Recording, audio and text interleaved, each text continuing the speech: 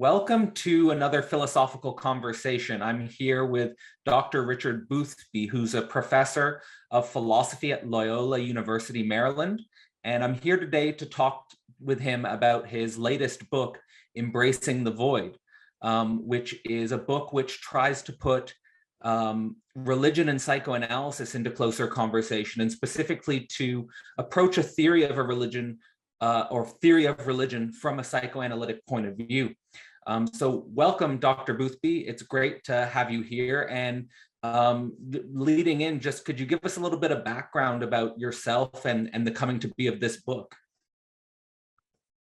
Yes, I try to be brief about this. The book, I've been interested, of course, in psychoanalysis and continental philosophy all my career. That's been my real focus and subject area.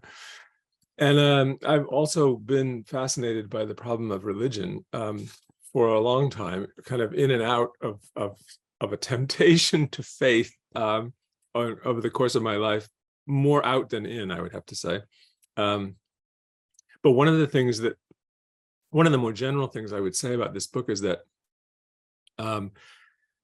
it's a Lacanian orientation, a kind of, in my mind, a kind of an expansion and a kind of corrective by Lacan in relation to the critique launched by Freud, the sort of three-pronged critique of Freud's of religious belief. And it doesn't open up a new path, it seems to me, to religious faith or religiosity in general, not in any simple way.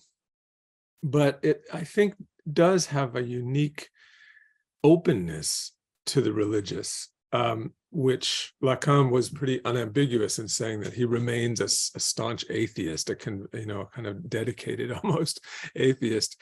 But this perspective,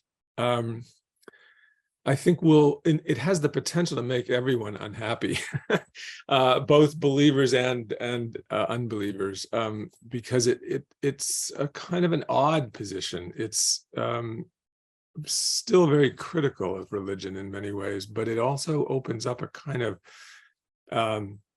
what you might call a kind of sympathetic approach, where we can imagine ourselves re-engaged with something like the sacred, what's been called and thought of and inspired human beings for the whole history of our existence, about something that's really constitutive and really really powerful about what we can't explain. So in that sense, it's a mix, this book. Its position, you might say, is a kind of an odd one. Okay, so in the context, what led up to writing it? Was there a sort of a sacred experience or a religious experience that inspired it or pointed in its direction? That's again, I'll try to be brief, but there's a deep background to this book. About 17 years ago, I lost my only son to suicide. He had become really intractably entangled in a drug addiction, which ended up being an addiction to heroin, which in my town here, Baltimore, Maryland, was an easy thing to do, because Baltimore was, and I believe still is, an enormously saturated area for heroin and heroin addiction.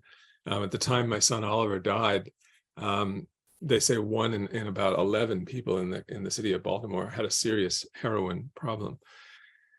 So it was kind of an epidemic, and he fell victim to it, and finally ended his life with a pistol, which of course was, for me, it's hard to state how devastating it was. But one of the takeaways from it was about the whole problem of knowing and unknowing. Of course, like everyone who suffers the suicide of a loved one, you come up against this horrible unanswerability the question of their motive and what were they thinking. And it's a famous, of course, everyone knows this, even if you haven't directly suffered it, that suicide presents this kind of unsolvable enigma. And I went into analysis again after Oliver's death. And I was determined to try to find out whatever I could about what had happened and why. So my kind of quest to know, this kind of quixotic quest to know something in the face of what was obviously going to ultimately be an unknown, was really intense. And I was in analysis for some years, really intensively. I'd been in analysis before, but more for kind of pedagogical reasons than anything else, and self-exploration. This was really desperate. And over the course of those years, what surprised me was precisely how, not only how little I knew about his death and even his life, but how it brought up the limits of my knowing myself and knowing this person closest to me, my son. And it really revolutionized my sense of philosophy and of psychology and of just being a human being. It really impressed me with how profound the dimension of unknowing is, and how, if I can put it this way, it's a very strange way to put it, I think, but how articulated it is. In other words, that our unknowing, of course, it's a fundamental negative. It's a fundamental absence of orientation. Yet, I think we live with our unknowing, often, of course, paradoxically and understandably at the same time, unknowing that we are unknowing. But the unknown and our relationship to it began to really fascinate me as something we daily live with without much acknowledgement. And this book really arose directly out of that whole problematic. In fact, it was published kind of fittingly. It's published in November of last year. And the memoir that I worked on about my son's death, literally working on it for 15 years, was also published in last May. It's called Blown Away. And it's centered on this whole problem of unknowing. And I sort of drew from that experience with my son's death, and this kind of, for me, really wrenching and traumatizing encounter with the limits of what I know, what we can know. That's what really got me into this novel perspective on the religious, because, of course, the unknown, the void of the title, is absolutely the centerpiece of the whole thing, couched in a Lacanian frame. You know what? Thanks for sharing that. And one of the things that has dominated my intellectual journey since finishing my doctorate has been trying to put my intellect into closer conversation with my personal life, and finding that the relationship between the intellectual and the personal is actually deeply intertwined, and that the intellect can be enriched by including the personal, and the personal can be enriched by including the intellectual. So I really appreciate, the way you're opening up about that story and also connecting it to this work. I think I think that there's a tendency in maybe a more scientific point of view to think that the personal reduces our chance to get towards something objective or something universal or something true. And I think that, one of the reasons why I think psychoanalysis is so special is because it really includes our personal journeys. It includes our intimate histories into the object in question, so to speak. So I really appreciate that. And just one thing I was going to say, that what was coming up for me there when you were talking was, I don't know if you know that quadrant of known and unknowns that a few philosophers have played with. I know Zizek has played with it. You have like the famous Donald Rumsfeld, the Donald Rumsfeld cube. Yeah. Yeah. Like you have the known knowns, the known unknowns, the unknown knowns, and then the unknown unknown. And it's an interesting way to think about the relationship between, let's say, philosophy, science, psychoanalysis, and religion.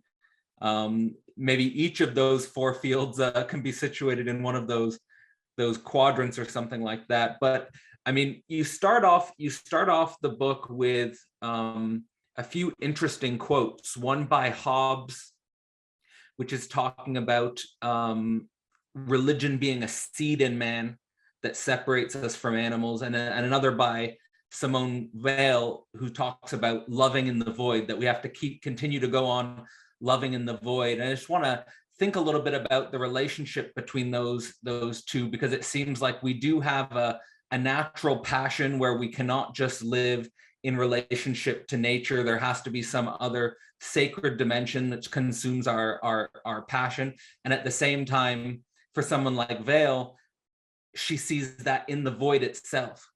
And you also have some other great quotes by Weil, when she's talking about every prayer is a prayer in the void.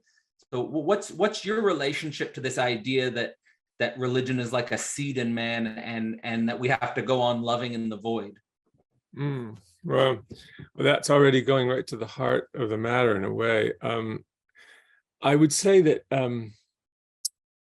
I've always said her name Vey. I don't know if it's I don't know quite what's right. I think it's the sort of the French and German pronunciations of it. But Simone Weil has meant a lot to me over the years, and her relationship to the void, to unknowing, is a big part of what attracts me to her, and did well before I got entangled in my own particular void of my son's death and all the rest of it. But it seems to me that.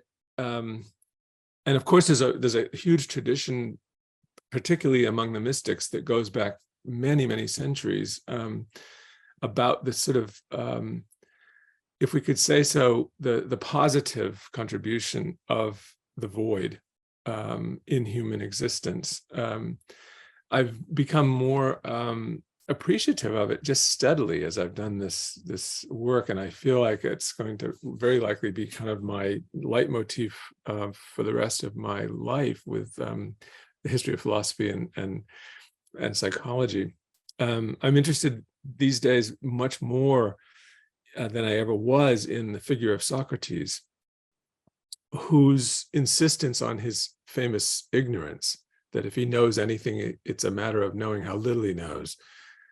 I think many writers and followers of Socrates and Plato have a tendency to reduce that stance a bit to a kind of mere sort of preparation for the real big reveal of the theory of forms, as if that's kind of the really eidetic vision that fills the void. And I'm more and more convinced that we do Socrates an enormous injustice when we read him that way, that we have to say, no, the irony and the ceaseless questions and the paradoxical, almost a kind of a refrain that recurs with Socrates, that yes, wisdom really consists in knowing how little you know, that's as good as it gets. I'm more and more impressed that this is at the very heart of what he's doing philosophically, and that were he to come back to visit us of some magical revisitation in the modern world, I think he would continue and even more so emphasize this dwelling with what we do not know, and emphasizing what a both a tricky thing that is, but what a crucial thing it is. It really is in some ways the heart of our humanity. Yeah, I mean, it's I think there's always so many paradoxes with the way in which Socrates is taught precisely on this point. And also I would wonder what Socrates would make of the history of philosophy, which as you note in your book, I think it referencing Heidegger's view on philosophy, that philosophy is often seen as a sort of a providing conceptual schemas of knowing, as opposed to holding the position of unknowing. And of course, someone like Socrates, someone who's at least through Plato holding that position. I wonder what he would make of the history of philosophy. But I think in connection to your book, Embracing the Void, which I take to be a type of atheist theory of religion, what is the relationship between this dwelling within the not knowing and an atheist theory of religion? Is there a connection between the two? Well, the book, in a way, sidesteps the question of atheism directly.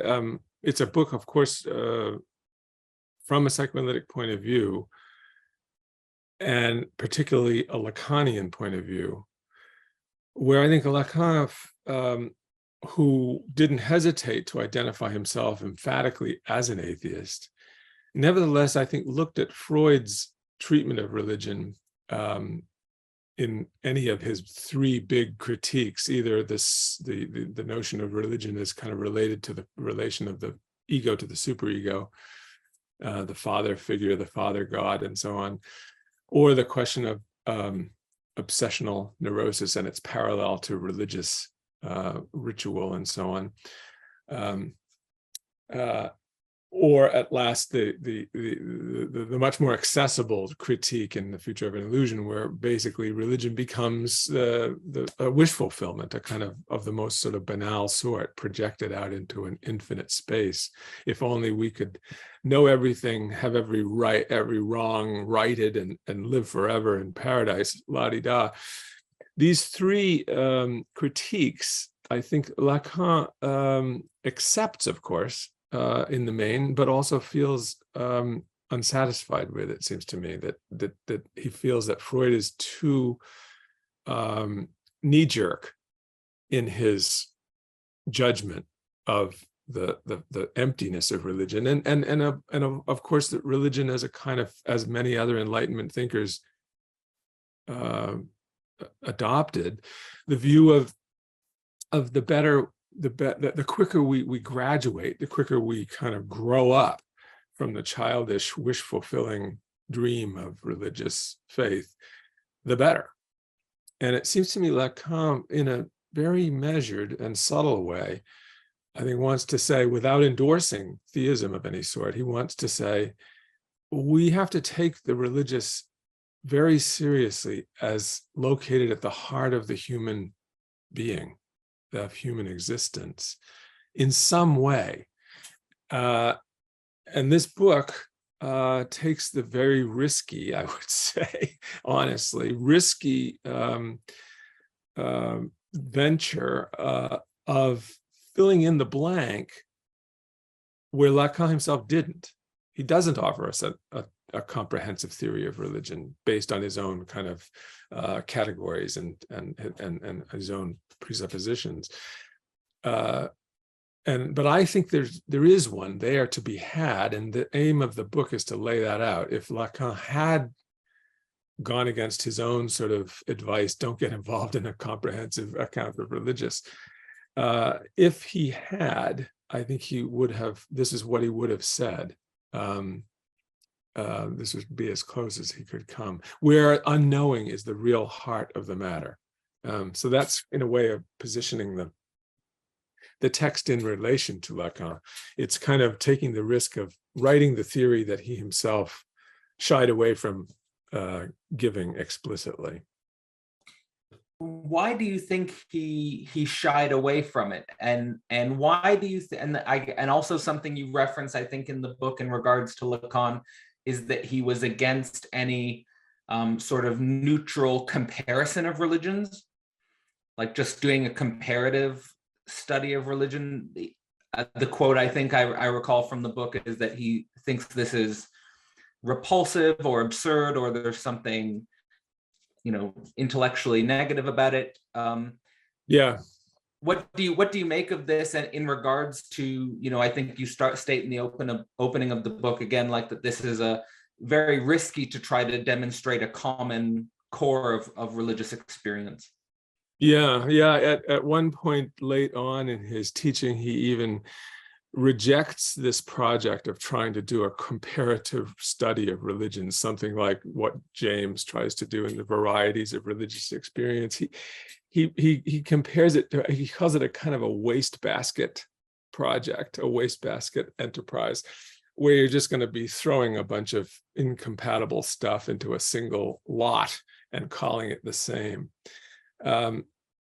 So I think he wants to retain the uniqueness of different religious postures, the differences between them, and maybe just simply say we can't finally square this circle. This is all it should leave us scratching our heads without a comprehensive and certainly without a simple answer. On the other hand, it strikes me that this repeats the problem of unknowing. The question then is, or the danger, you might say, of talking about religion in any sort of, if not comprehensive way, at least a way that's coherent, that carries through an analysis with some kind of continuity and systemic, unity. This challenges the very notion that you can know what you're doing. So if the book survives Lacan's own hesitations, if it can be taken as meaningful and useful as a perspective, despite Lacan's own kind of refusal to do anything like what I've done, I think it would consist in, or it would be kind of protected in a way by keeping enough emphasis on this question of the zone of the unknown and the way that we live with it, what it means to us, which is by not at all an easy thing to understand. I must say I'm more challenged than ever, and I think about future things I'm going to try to write about this. I hope I'm up to the task. It fascinates me, this question of how we live with unknowing. And of course, not the key, the absolute key is to, in my opinion, is to resist the idea that unknowing is something that we can think about on the model of the Dutch who drive back the waters of the ocean by a series of dikes and dams and so on. The idea that we can win the dry ground, where we can actually know something, to carry the metaphor, by driving back the unknown chaotic sea, separating the two. The real interesting thing, it seems to me, is the way in which knowing and unknowing are intertwined, so that we can't neatly separate what we don't know and cannot know from what we do claim to know.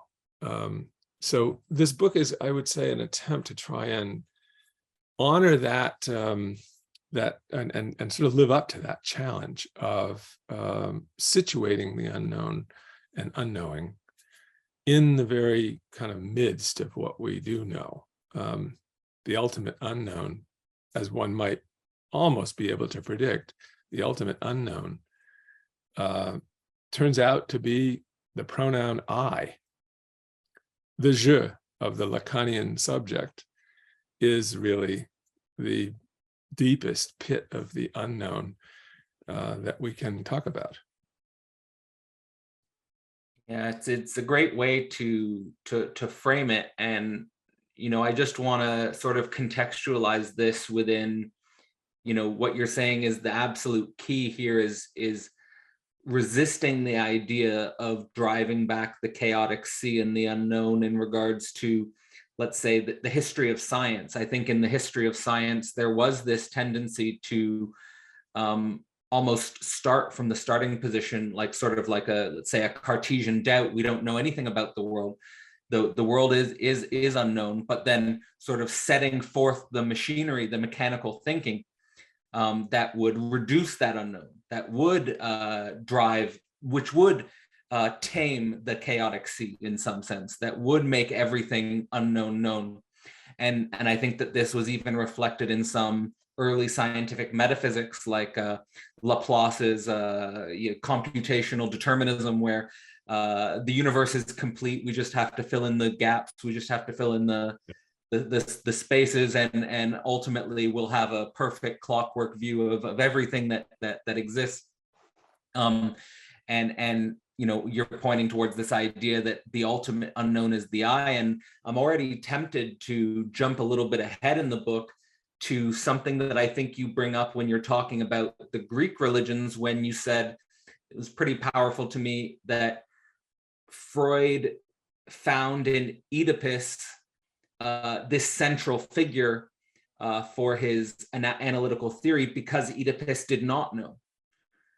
I thought that was pretty profound, and Oedipus also comes up, I think, as a pretty central, both the figure and the complex come up as somewhat framing this unknown, because the unknown of the mother, or the unknown of the father, or the child is the unknown. How do you relate Oedipus, the Oedipus drama, and the complex, to the way in which you're thinking the unknown and the I suppose?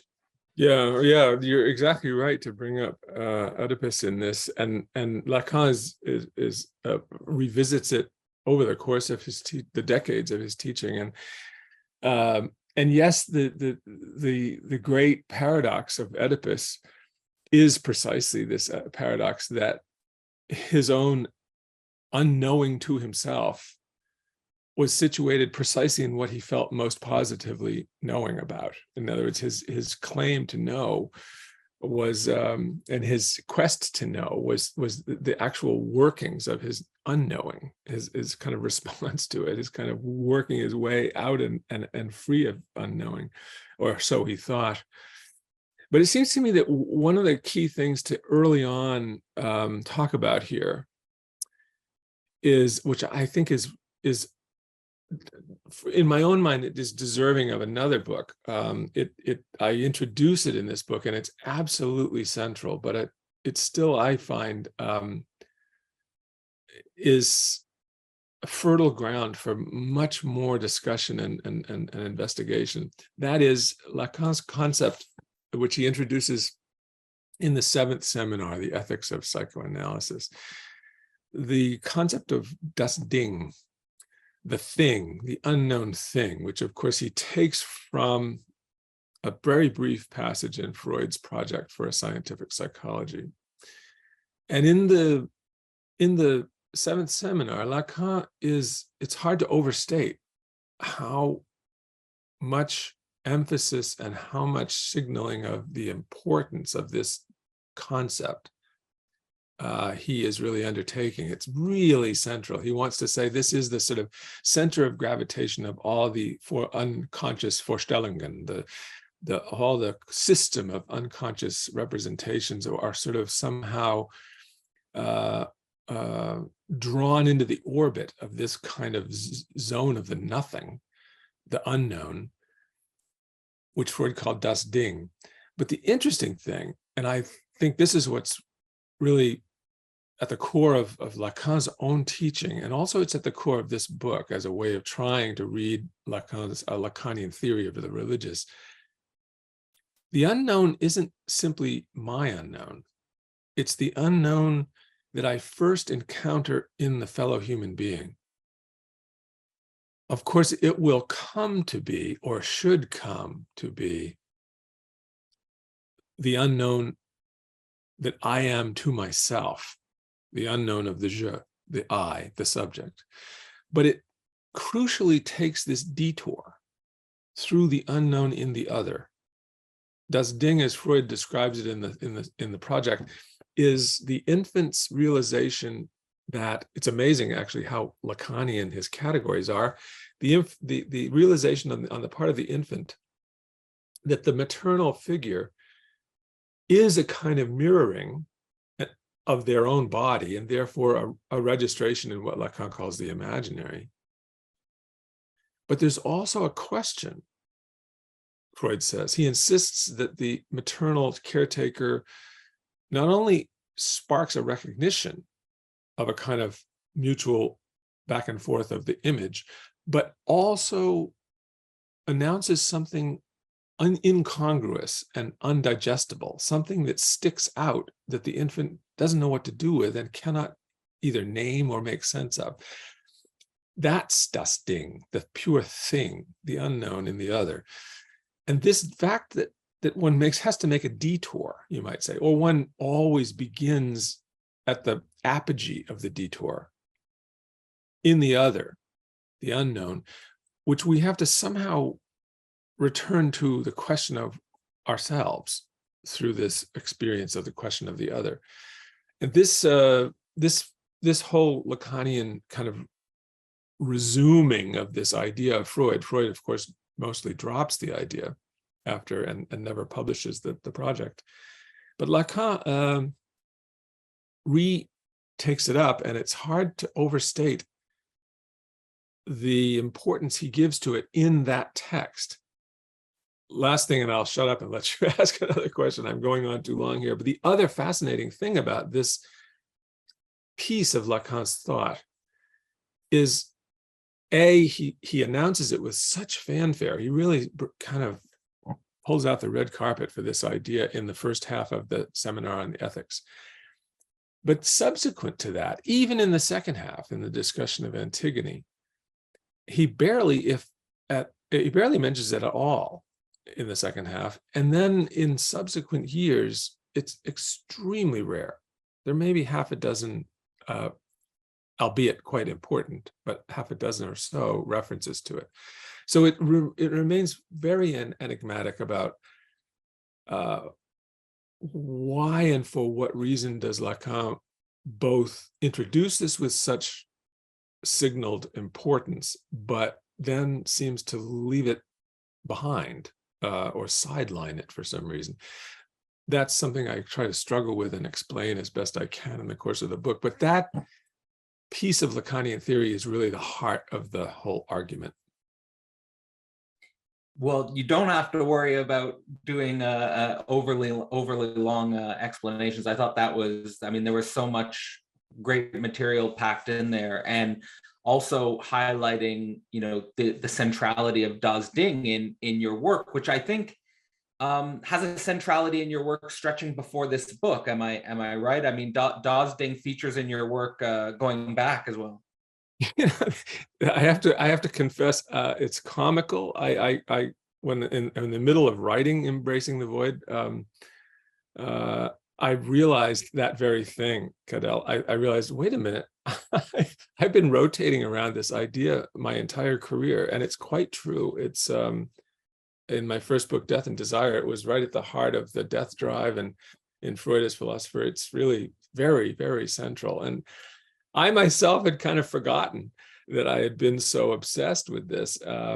It felt at the time that it occurred to me like a new obsession. And as I said, you know, referring to my son's death, in a way, it was a new obsession. By the way, this is a kind of a little footnote to the footnote to the footnote about my son's death. I've subsequently realized that partly personally and partly by reading some more about grieving and mourning and death and so on, this is part of what almost always accompanies death, suffering a loved one's death. It unhinges us, of course, emotionally, but it also, I think, quite typically plunges us into something like this abyss of unknowing. And it does so, of course. What makes it uncanny and what makes it so hard to deal with is it somehow installs, or better yet, reveals this unknown at the very core of ourselves. And this is what happened to me. And I think, connecting to your observation, which is exactly correct, I've been fascinated by Das Ding my whole life.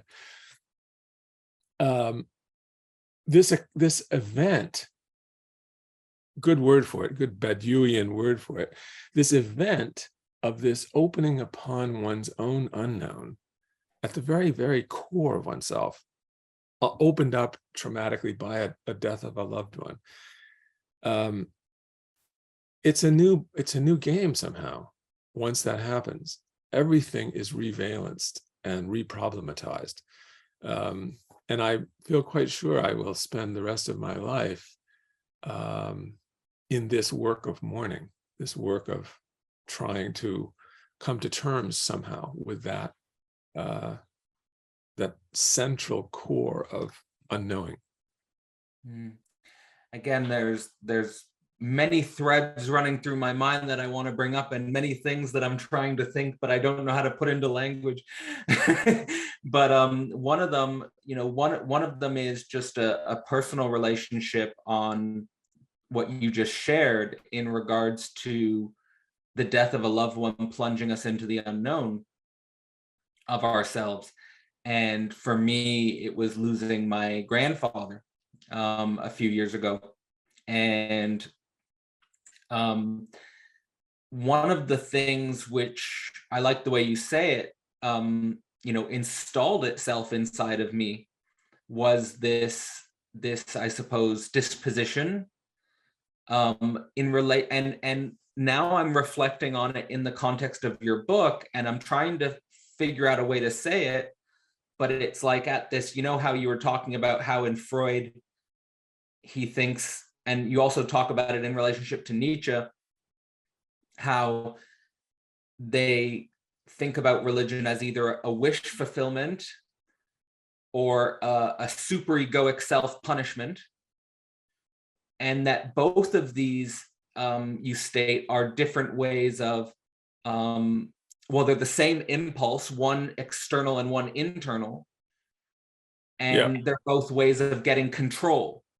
Yes. They're both ways of forms of control. And what I saw in myself in my own way is that whether or not you identify with as religious, the desire for the wish fulfillment, for me, I think it could emerge, for example, in like a communist mode, like a wish fulfillment for some utopian state or something like that.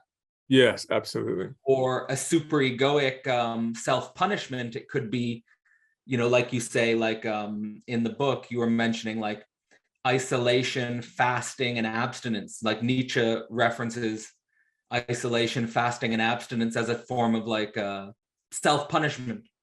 Yep.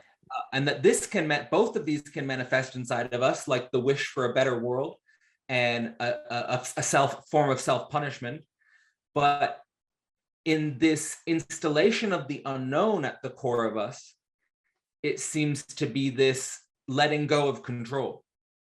Mm-hmm. Like it's, that's what I'm trying to say ultimately, is that there's something we go through in regards to our ego, let's say, in regards to control, where we want control either on the outside world or the inside world.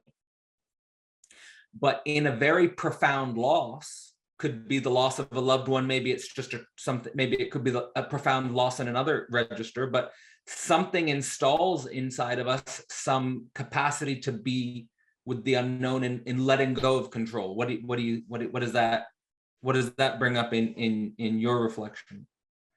I mean, one of the things I immediately associate to in what you were just saying, Cadell, is the familiar phenomenon that psychotherapists often encounter in their patients of what is kind of all too easily called cutting. You have a cutter, somebody who is intentionally slicing often a wrist or some other, spot where they can sort of see the blood flow in cutting themselves. And I must say, I find it very tempting to think that in cutting, I've never read this, by the way, and maybe somebody's already written it, but I don't know it. But as Freud said, it might be a discovery I'm making on the basis of not being better read. But it strikes me as very interesting to wonder whether the phenomenon of cutting, where the subject intentionally lacerates themselves, is a stand-in for an inability to tolerate, or even in a sense, the inability to really locate and then tolerate and live with unknowing. The cutting is a way of almost materializing unknowing, you're cutting apart what appears to be a fake or a unity, but you want to reject it as fake. So you mark it as such, as if you're trying to acknowledge an abyssal moment of your own subjectivity, but this is the best you can do to represent it. And it strikes me that, yes, this is this need to somehow acknowledge what at the heart of us does not make sense and does not lie coherently and functionally at the heart of us, but is rather a kind of closed room we've never been able to get into. This is strikes me as more and more central to what psychotherapy should be about. Seems to me that it's the great promise of psychoanalysis was to precisely allow the patient, if nothing else, in the very silence of the analyst, to contact this core of unknowing. And the argument in the book is that's what religion basically has been. It's been a way to, in a girt about by reassuring social and doctrinal structures, the religious experience allows one the luxury of a kind of entry into or acknowledgement of our own central unknowing.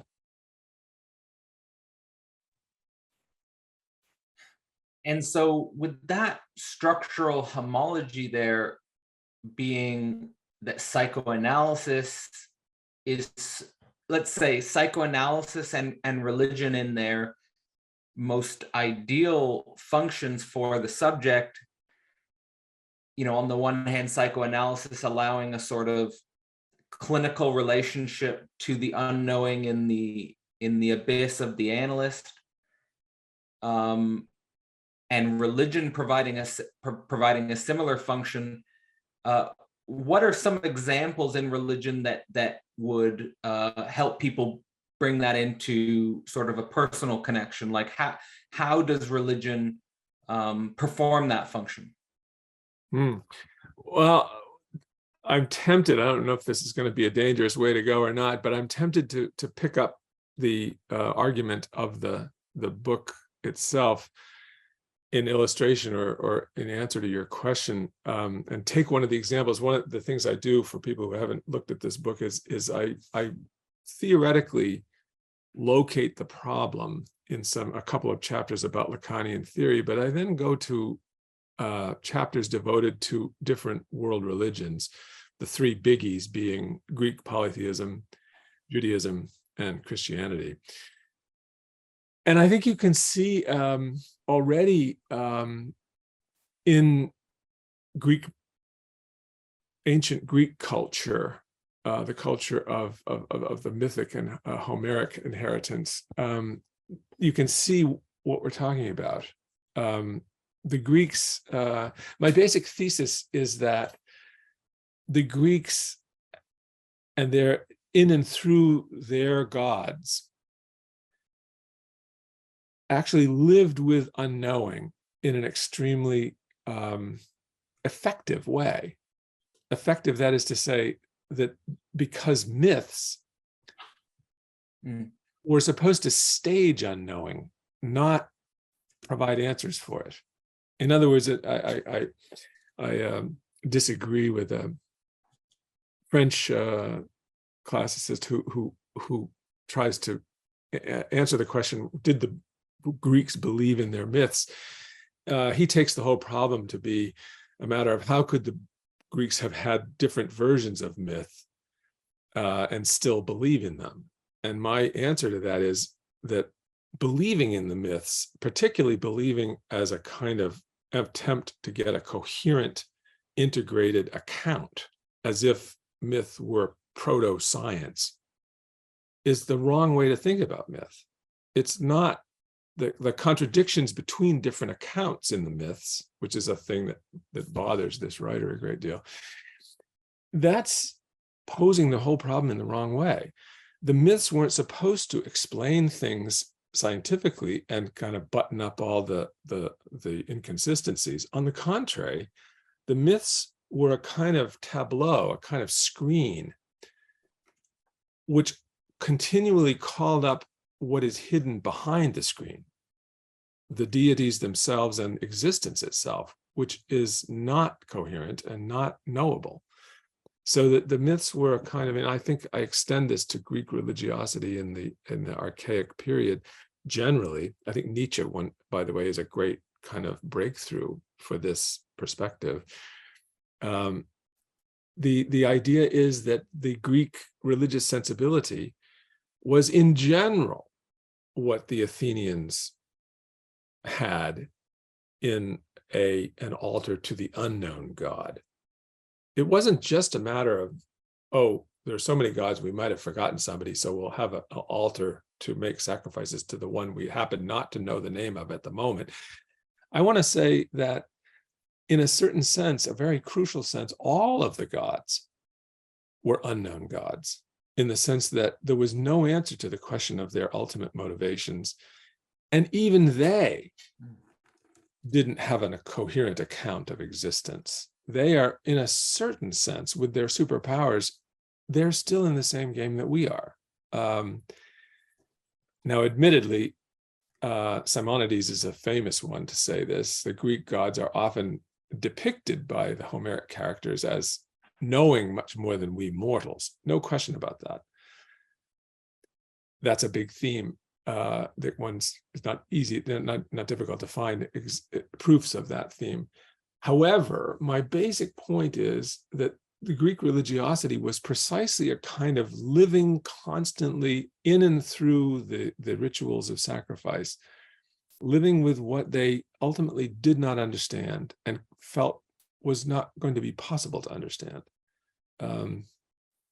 If anything, the great sin, if we can use the word sin in this case, probably not, but the great error, the great failure of Oedipus was precisely thinking that he did know.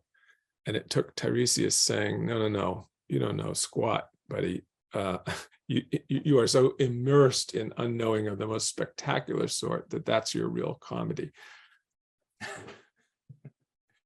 Yeah, I mean, again, I like this category for Oedipus, the unknown knowns, because his unconscious knows something, but what his ego knows is actually the unknown of his.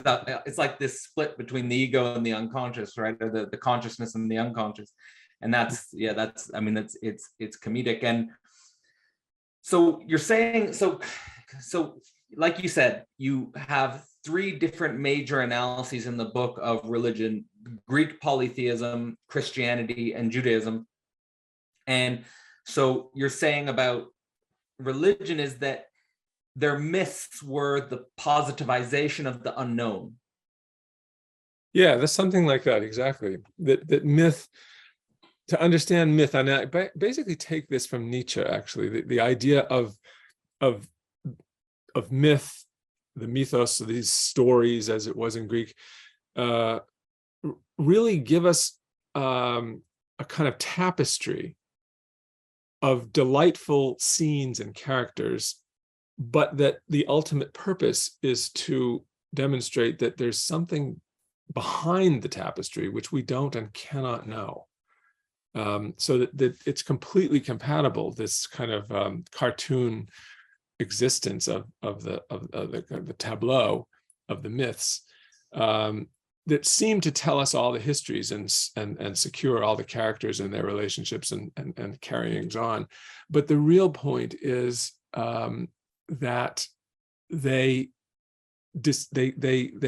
is what they don't disclose, what they don't answer, that the myths leave us on the edge of an abyss, which is not far to encounter if we really take particularly myths that don't cohere and remain consistent with other versions.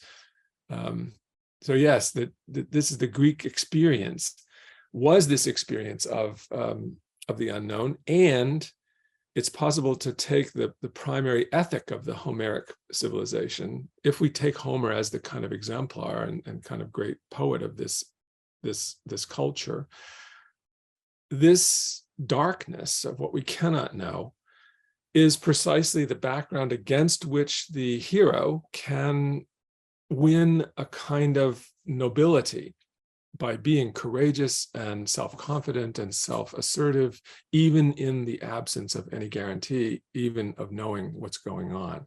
So my thesis is that this kind of centrality of unknowing was really the heartbeat of the culture of the Homeric hero. And with the Homeric hero, is there a difference between, or what would you say is the difference between the Homeric hero and an Oedipus, where, like, is it the position, is it the relationship to the unknown, where Oedipus thinks he knows but he doesn't know, whereas is there a type of hero that is self-confident, courageous, but knows he doesn't know? Yeah, that's great. I only devote a brief passage to this, and I think I can't remember exactly, but it's precisely something about from Odysseus to Oedipus. And the point I'm trying to make there is, it's not my point alone. A lot of people have made this point, but the point is that there's a shift from understanding the unknown as, you might say, out there. The unknown is beyond me. It's the universe itself that's unknown. And coming to terms with our relationship to that unknown is the great challenge. But it tends to be a challenge we meet in a kind of, you might say, external way. We take simply our courage in the face of death to be the orienting and salvific moment in which we kind of master, or at least prove ourselves to be equal to the challenge of the unknown. But with Oedipus, something very different happens. The unknown is now located in himself. He embodies it and he cannot escape it. He can't just repeat the heroic courage, a gesture of courage, and redeem himself and existence, because the unknown is too deeply imbricated in his own very being. So we've got a whole new situation, and I try to argue that this is really the opening of philosophical reflection. This is the opening for Socrates. This is the opening where we begin to realize the problem of unknowing is at the absolute center of ourselves. It's not out there in the darkness of the celestial background. It's our own inner essence. Yeah, I think it's a really important point. And I think that, one way into this again is sort of positioning, in my view, the history of science as this movement towards collapsing the unknown into the known in an external way. But like Lacan says, psychoanalysis could have only ever emerged within the universe of science, precisely because in science doing that, historically speaking, it brings us to this realization that you're talking about in maybe even I don't know if it's a global way or a more profound way or in some qualitatively different way, but it brings us to this inner unknown that we can't just through external cognition reduce the unknown. and in fact, perhaps the opposite is true. And in any case, it brings us to an internal unknown. And I think that, no matter how much we mechanize society, no matter how much we algorithmically determine society, it even brings us even more ferociously to this unknown, which I think that you're talking. And like, here's the interesting thing about the way you're framing the unknown to me is to bring it back, and I don't think we talked about it enough, is to bring it back to Das Ding. And the way you talk about the unknown in Das Ding, because it's a specific type of unknown which somehow is triangulated in our coming into language and our human relationships and communities. Yes, that's right. Yeah. So the transition from the culture of Odysseus to the moment of Oedipus can already be taken, and I personally think you're right to frame it the way you just did, that this actually already, with Oedipus, we've already got the relationship of, we now are so kind of in crisis over about whether or not science can answer our questions. And in this sense, the age of Oedipus, we're in it more profoundly than ever, precisely when we recognize that no triumph of scientific knowing is going to displace our relationship and somehow repair our relationship to the unknown that is at the absolute core of ourselves. So yes, this makes Oedipus absolutely contemporary. In fact, Oedipus as the kind of muse, if we wanted to say so, of our future challenge, as we try to assess what does scientific knowledge actually give us and what does it not give us. Yeah, and I like the way you're framing that there in regards to that there is no triumph of scientific knowing which can repair the unknown at the core of ourselves. And I think that's really, like, in my reading of the history of psychoanalysis, that specifically seems to be at the heart of what I perceive to be Freud and the scientific community's rift with each other. Is that I feel like when Freud was introducing psychoanalysis and when Freud was trying to articulate, the difference or the potential synergy between psychoanalysis and science, there's a way in which the scientific ego gets undermined in regards to this core metaphysical presupposition, and perhaps on the basis of a type of masculine logic, they create an exception, like they create a defensive barrier. Yeah, and I think Lacan sees this. At least Lacan's relationship to Freud, I think, is complicated, but part of it, I think, is located here, that he I think was wanting to put us on alert that as we try to learn from Freud, we also need to be aware and to some extent take cautionary resistance toward Freud's embrace of science. His hope that someday all of our psyche may be explainable by scientific means and so on. And Lacan wants to say, as I read him, emphatically no, that we are not ever going to be in a position to resolve our own riddle by scientific means. Yeah. By the way, I was just mentioning before we got on to the recording, Marcus Gabriel's book, I Am Not a Brain, which is a great little product of this Lacanian realization. Lacan is very much in the background here of what Gabriel is doing, saying that I cannot be reduced to my neurochemistry, my neuroarchitecture. I am something much more enigmatic, and cannot be ultimately somehow exhaustively understood by fully adequate neuroscience.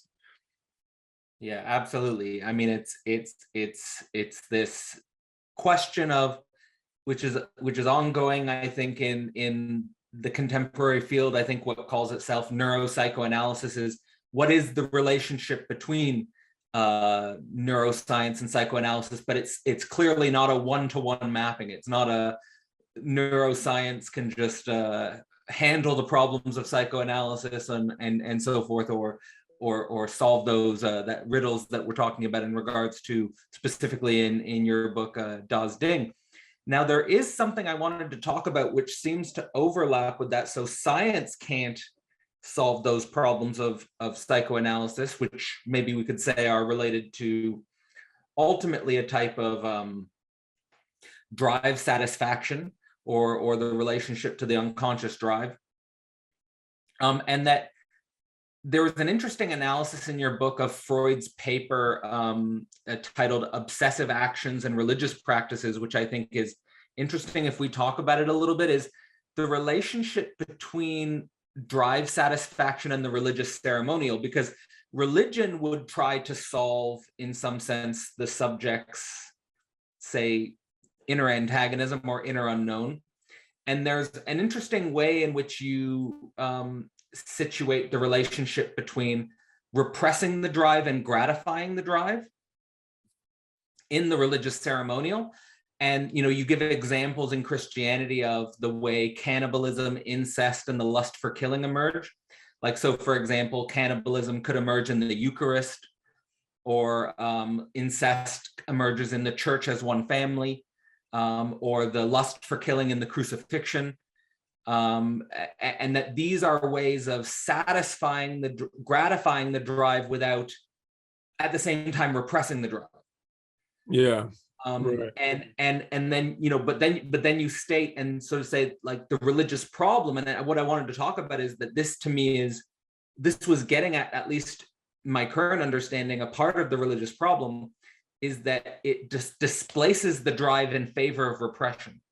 So it gets too disconnected, it gets too disembodied, you might say. I don't know, might get too, it starts to view those primal impulses as moralistic, under a moralistic hegemony, underneath a model of sin in Christianity. So what's your view on this relationship and the religious approach to this issue?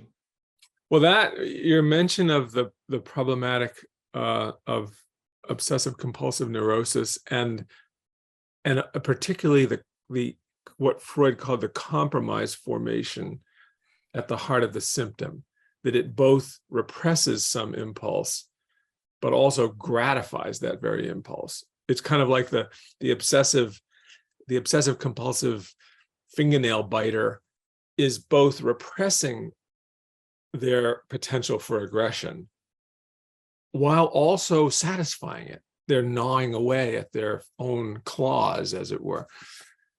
This relates extremely centrally to the thesis of the whole book, which is that religion is, in this very bifold definition, religion is obsessive.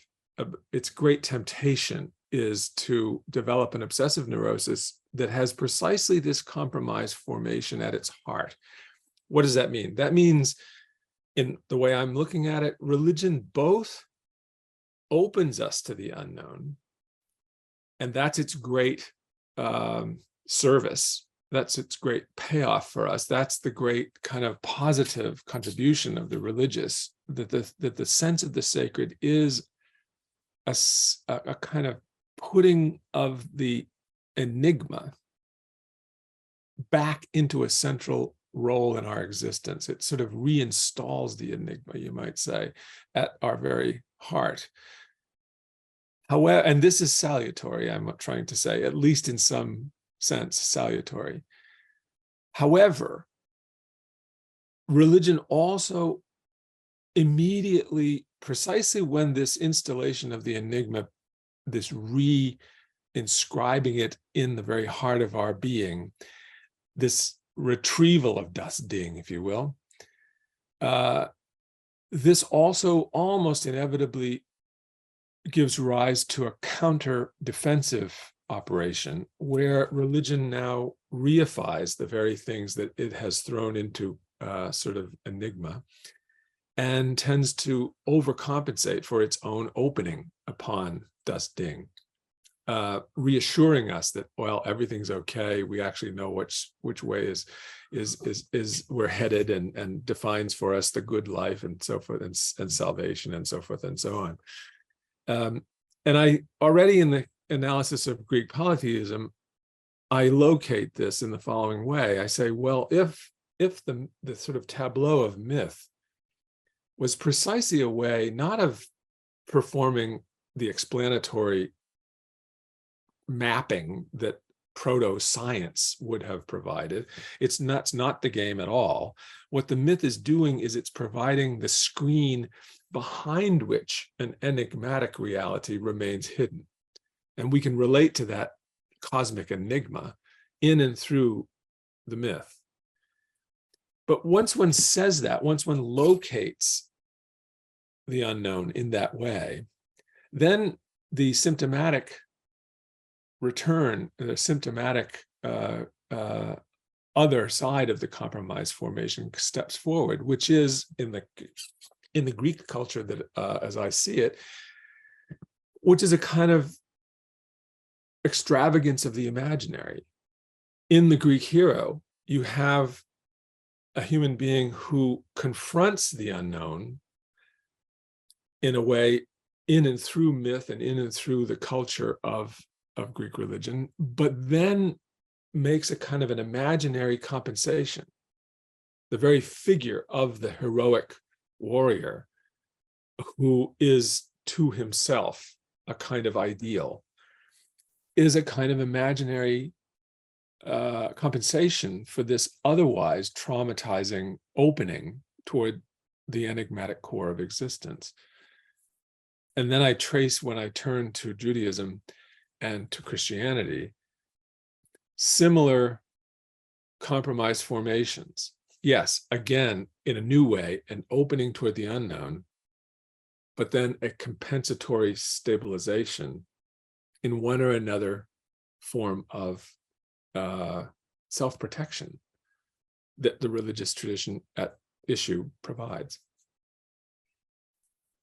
And it seems to me like what, you know, when you're elaborating on this, you know, the central mechanism of the opening to the unknown plus a compensatory defense mechanism, it seems to me like we could maybe look about this in a structural way, which is common maybe to religion, science, psychoanalysis, philosophy, maybe. That there seems to me like if you asked even like the most materialist atheist scientist, like if I had Richard Dawkins on the podcast and I was asking him about science and its relationship to mystery and the unknown, I'm sure he would say science is open to mystery, right? Like that, like religion is like, so you're saying like this, I'm trying to say like there's something great about religion which opens us to an unknown. I think there are many scientists who would say, well, science opens us to the unknown as well, to the great mystery. Mm-hmm. So what I'm saying is, in a structural way, is like, could there be a way in which we understand, like, maybe this is the better question, is there a way to be open to the unknown and to the mystery without a compensatory defense mechanism? Or does this come as a fundamental feature? Like, because if we were totally open to the unknown, like for example, whenever I was reading about, not just in your book, but also when I was reading Peter Rollin's book about the ethics and the virtues of Jesus and the form of love that Jesus embodies. Mm. There's a certain way in which if you embody that, you're almost like if you really embody that, like you're really on your way to death, like, or you're at least opening yourself up to death in a very real way, potentially. So there's the opening. So that, I hope that's the gist of my question, is there is this like extreme, if you can open up all the way to the unknown, which maybe is embodied in a figure like Jesus, to the necessity for the compensatory defense mechanism. And maybe also this opening up to the unknown could be seen in great scientific figures like, I don't know, like Charles Darwin or Isaac Newton. Like they just open up to the unknown and you know, and try to discover something new. Yeah. My answer or response is going to be inevitably disappointing, but in the very final chapter of the book, I very briefly talk about, it's actually the climax, the last section of the last chapter. I talk about religion and science and their respective relations to unknowing and knowledge. And I basically want to argue there that this is a kind of, seems to me, the great challenge of our future, that since the Enlightenment, many people have wanted to simply replace religion, Freud among them, by the way, replace religion with science. But it seems to me that science is not fully off the hook, that science also can, as you're saying, I think, Cadell, that science can also have its compromise formation, its compensatory restabilization in the face of what we do not know. That the scientist, what we call scientists, like all of the deterministic mechanism. Exactly, precisely. The history of science has also been a history of hopes for restabilization. From Descartes on, we have these kind of attempts to both heroically look into the abyss, but also at the end of the day, we kind of close everything over with one or another sort of scientistic sensibility, which restabilizes us, and we simply go home and crawl into bed and have a nice sleep. It strikes me that that's where Freud comes in. We crawl into bed, have a nice sleep, then Freud. Yeah. Well, you know, I think that the future, again, it's just a very brief, a few sparks off the spinning wheel here, that I think this is the great question of our future, is how do we or can we find more effective balances between our need to confront our own abyssal situation, our own unknowing, while at the same time controlling the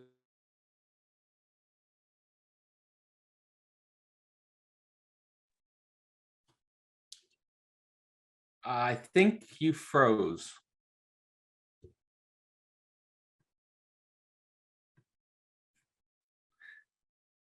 Hopefully he comes back.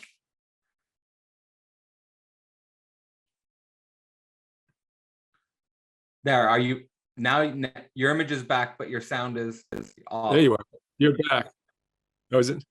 I don't know why that is. You're back. You're back. I'm back. Okay. Okay, so I lost you when you were saying we need to confront our own, like basically we need an effective balance between confronting our own abyssal situation and our own unknowing, while at the same time, and then I think it kind of broke off. Yeah, I guess what I'm saying is that I think that science, while it on its best day is a kind of honest appraisal of our lack of certainty, and it exposes us to this kind of abyssal unknowing that is the human condition. But science also can be a kind of, it can indulge in its own consolation of certainty. We can have in what we call ordinarily scientism, the scientistic outlook that becomes a dogma of its own. And this, I think, it's possible to sort of line up in a limited way religion and science as both opening us to this void, but also giving us this reassurance that, well, science has got things in control. It's kind of like the Wizard of Oz that promises to be in control, but it turns out is really nothing more than a claim. Right. It seems to me like if we brought it back to that point about the wish fulfillment as an external desire for control and the superegoic injunction as this internal control of self-punishment, that we need to analyze the way in which this underlies science itself.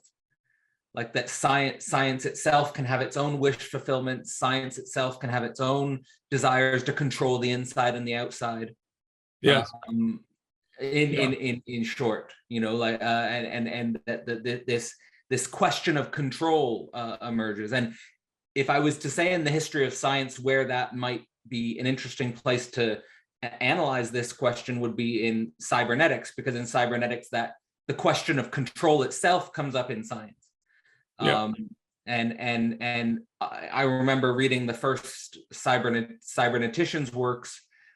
They, for example, Norbert Wiener would write about where science impinges on religion, like where science confronts religious questions, like about control and all of these dimensions. Again, something comes up in the usefulness in the structural point of view to me, is like where these categories themselves, where these, we have to question these categories themselves, like science, like religion, like psychoanalysis, and I particularly bringing up this structural point because I really appreciated, it was one of my, I'll probably cite it and go back to it because I really appreciated the way you articulated the difference between Freud and Lacan's view on the Oedipus complex, where you talk about how Freud had a very dramatic staging of the Oedipus complex, reifying the identities of father, mother, child, but that Lacan has a more structural understanding of the Oedipus complex. And I feel like it's really important for us today to understand this structural nature of the Oedipus complex. And would you be able to, because, and I also think it has an important relationship to the topic of the unknown. Could you go into a little bit about how you understand the differences between Freud and Lacan's view on the Oedipus complex? Well, that's an interesting, and I'll try to be brief. As you know, over the course of his teaching, Lacan shifts from reinterpreting castration as central, if only as in his particular definition of it, symbolic castration. He retains he retains so much in his early work of the language of Freud's framing of the Oedipal complex and castration and penis envy and all the rest of it. The phallus, but we can readily translate this already in what Lacan, the early Lacan, calls the phallic signifier. This was already compensatory, as if the Oedipus, as Lacan's reading it, is again a kind of opening towards something abyssal, and the phallic signifier promises to, the master signifier promises to compensate us and effectively close what is an unbearable abyss in a kind of protective, reassuring certainty. Something that actually simply says, as Yahweh says, I am what I am. I need no other explanation. I'm the master signifier that reassures us all. But he goes, it seems to me, in his later work, more and more in the direction of, especially when you get to the four discourses, the master, the analyst, the hysteric, and so on, and the university. He's going more in the direction of the difficulty and the dangers of trying to reassure ourselves with master signifiers. If it's almost unavoidable, it's nevertheless always a risk that we effectively start turning our discourses into a kind of echo of this religious symptom, and the religious symptom, as I call it generally in the book, this compensatory restabilization in the face of something abyssal. I think that's connected to what I was trying to get at. Is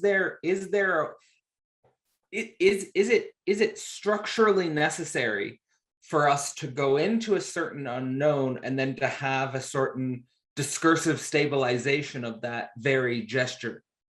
You know, like, and I like the way you're saying about it, like where like that the master signifier is on the one hand always a difficulty and a danger, to start turning our discourses around a master signifier. I mean, and this even happens like in a meta way, right? Like with, like, for example, Lacanian psychoanalysis itself. like Alenka Zupančič, I think, makes that point really well in What is Sex, where she talks about how the very Lacan's own discourses become, like Lacan becomes a master signifier, like his discourses become the central discourses and the way to reveal the holy grail of the unconscious and stuff like this. Yeah. Is there a way in which this is structurally necessary? And if it is, what is the ethics of dealing with this necessity? Maybe I'll tackle that, I hope, in a way that's relevant to your question, Cadell, but tackle it by taking the next step into Judaism. From the discussion of Greek polytheism, I devote a long chapter to the history and nature of Judaism. And Judaism strikes me, well, the way Lacan reads it, Judaism seems to me to be a kind of discovery of the signifier and the power of the signifier to, you might say, always say more than we at any given moment have grasped. So the signifier here, embodied by the divinity itself that appears to Abraham and proposes the covenant, this new signifier embodied by Yahweh is the signifier that is the very name of God. The Judaic tradition really is deeply Lacanian in the sense that it proposes to us a master signifier in the form of God himself, which continually faces the worshiper with an unanswerable question. It's, of course, contained in the famous phrase, I am what I am, this kind of quasi nonsensical repetition that gives us to understand that we cannot finally, fully satisfactorily define what any signifier means, that our whole relationship to language is a relationship to our own unknowing, precisely because every entry into language confronts us with something that we only partly understand, that the semantic cargo, you might say, of every enunciation is in excess of anything that we can kind of locate and take to the bank, as it were, as meaning. So this Lacanian, you could say the absolute core of Lacan's teaching, which is in saying something, I always say something more than I intended, that every entry into language is a kind of exposure to excess, and therefore to unknown. This position then really leaves us with this amazing question. If you're interested in religion, the question of religion from a Lacanian point of view, it would seem that the Judaic tradition, the Judaic religion, is kind of Lacan's ideal, that the Jewish sensibility, which constantly reminds itself of the limits of our interpretive understanding of the law, that the law is there to be endlessly debated, endlessly examined and reformulated, always restarting the very effort at reformulation and re-understanding without ceasing. This is the kind of Lacanian, you could say very powerfully, this is the Lacanian religion par excellence. And Lacan does come close to saying that, you know, this when he says that spirit really has its origin in the word, and that we're put into this kind of relationship to the infinite already and intrinsically in and by the name. I appreciate the way in which you're taking us through your analyses of the main religions in your book. You know, the Greek tradition, the Judaic tradition, and the Christian tradition. And for those who haven't picked up the book yet, I mean, I think what you link to the Greek is force, you link to the Judaic law, like you've just described there, and then you link to the Christian with love. And now I kind of have a meta question, which has just emerged in my mind, is that it kind of seems to me, you know how Lacan had the imaginary phase, the symbolic phase, and the real phase? Is it somewhat accurate to say that the way you're going through the Greek tradition, with myth being a way of dealing with the unknown through myth, that's an imaginary phase, that the Judaic is a symbolic phase, and maybe the Christian as the real phase? What do you, I mean, what's your relationship? Maybe the question would be, what's the relationship between the imaginary, symbolic, and the real in your analysis of those Western traditions? Yeah, no, it's your reading, Cadell, is very faithful to my intention. Yes, that's precisely the association that I draw, that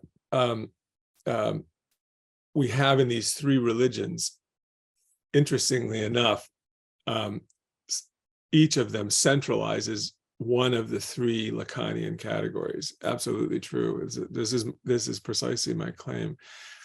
It's a little bit different, however, in the sense that in the Homeric polytheistic religious environment, the imaginary is located largely in the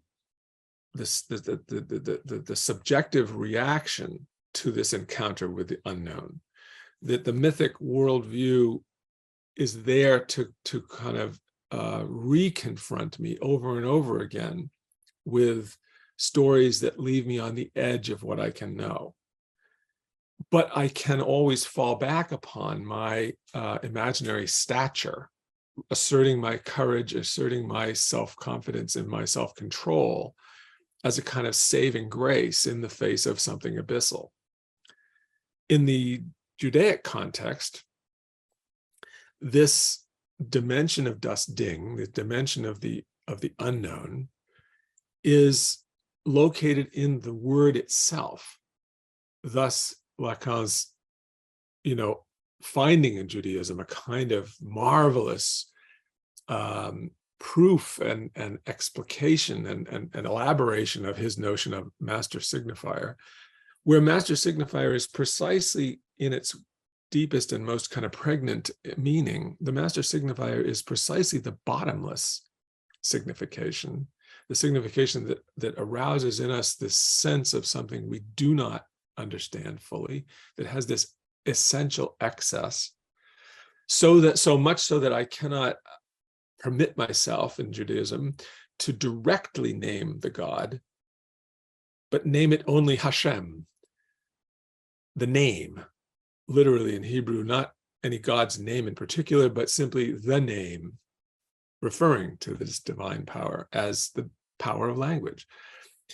But this takes us now to the last point, the problem of the real, which, yes, I associate with Christianity. How so? I start that chapter by saying, you would think Lacan would have said, well, Judaism, if there's any religion that really embodies my sense of what the unconscious is about, it's got to be Judaism, with its emphasis on the symbolic law, which we are now, you might say, almost in a kind of quasi-Sartrean metaphor, we are condemned to endlessly reinterpret. This would seem to be Lacan's, religion par excellence. Why would one get into religion, a further chapter, Christianity? Well, Lacan himself says a very enigmatic thing in a 1974 interview. He says there something, paraphrasing, he says there's one and only one true religion, and that is the Catholic religion. That's the Roman religion, as he puts it. It seems like he comes very close to saying, look, the real winner here, the real true religion is Christianity. And the obvious question is, what could he possibly mean by this? This avowed atheist who was already aware of people's wondering what his relationship with Catholicism was, not forgetting, of course, that his brother, Marc Francois, was a monk, Maybe Lacan is a kind of closet Christian mystic and so on and so forth. These rumors have gone around for a long time. Well, my central thesis in saying that Christianity replaces the religion of force, Greek polytheism, and replaces the religion of law, Judaism, Christianity is the religion of love, or as you just put it, Cadell, it's the religion of the real. And what does that mean? It means, to put it extremely briefly, in the Christian religion, the law is set aside, for the most part, in the favor of one absolutely binding commandment, to love thy neighbor, or even, which we don't find in Torah, love thine enemy. You are enjoined by the teaching of Jesus to directly embrace das Ding, the unknown thing, in its original location, the fellow human being who's sitting opposite you, or the fellow human being, as in the Samaritan story, the fellow human being who cries out to you precisely in his lying by the side of the road unconscious. You are called upon to throw yourself into this impossible task of embracing the unknown in every human being you will ever meet. That's the impossible challenge of Christian love. Very, very clearly and very well stated, I might add, that what you just said there. The immediate question that comes up for me is the question of denominations. So, like, in regards to Lacan saying the true winner is the Catholic religion, the Roman religion. What's the relationship between, and of course he grew up Catholic, right? I mean, he grew up, which to me, that's very interesting that he ends by he ends with books about religion, and he grew up Catholic, and his brother was Catholic. But my main question, I mean, I'd be interested to know what you think about the way in which he might have been conditioned by his culture or his upbringing, but ultimately, like, on an intellectual level, what's the relationship, do you think, for Lacan, or in your point of view, between Catholicism specifically and Christianity as a whole, like Protestantism, other denominations? I guess I have to say a preliminary thing, which is that here again, we have to distinguish, Boothby's version of a Lacanian account of the religious, which stands alone. Lacan basically does not supply such an account and warns against it. So I'm on thin ice at every point in this book. However, one thing that I feel like is personally one of the more satisfying things about my argument, one of the things that I feel like I would want to stress for anybody contemplating reading this book, if Christianity gets a kind of a half nod of approval in a Lacanian frame by being the religion that enjoins us to embrace the real, if there's any really embracing the void, Christianity is the religion par excellence that does that, or at least that commands that enjoins us, that invites us, that gives us the compelling example of opening ourselves without reserve toward what is unknowable and therefore threatening in the other. The religion of dangerous love, one might say.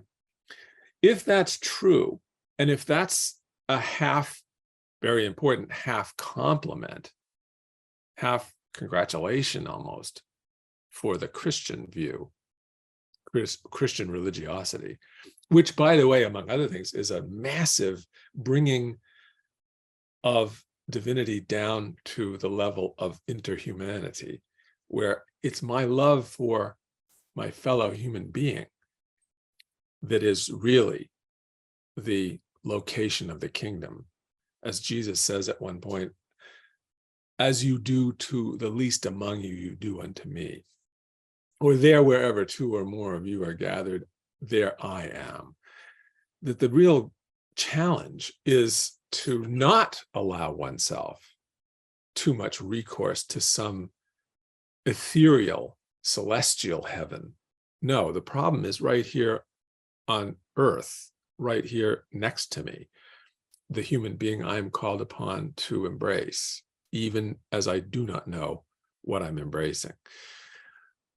But what has to be added, and I really try to make, I hope I emphasize it enough, Christianity, precisely because it is charged with this ever more daunting, impossible task. Christianity is also, I argue, the most profoundly symptomatic religion. That is, it's Christianity.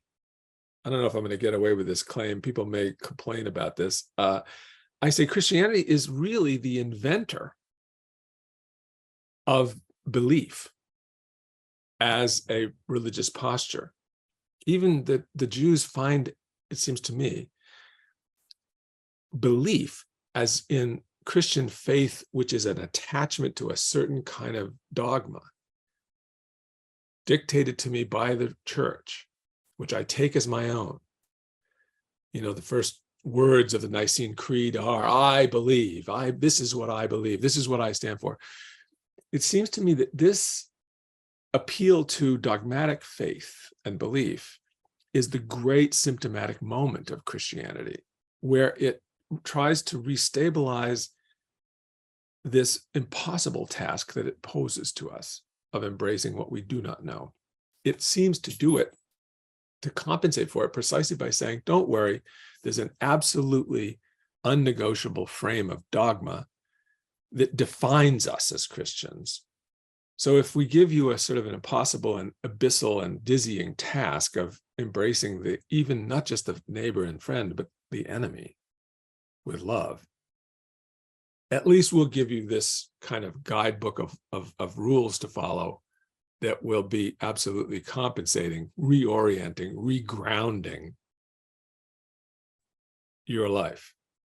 So Christianity, if it comes closer to what might say is kind of like the real crux of the religious impulse in the unknown in the other, if it does that, it also has to be said Christianity is the most symptomatic religion, in which this opening is most elaborately and unfortunately compensated. Yeah, another really well, and that is again really well said. You know, and it brings us back to that I think maybe that structural example of on the one hand going into the mystery, going into the unknown, on the other hand requiring some sort of defense, some sort of stabilization of that very movement. And specifically the way you're framing it in Christianity adds another layer of depth to the whole way of thinking about it, because the going into the mystery is that incredible challenge of going into the unknown as the other human being, as we've already talked about a little bit, going into Das Ding.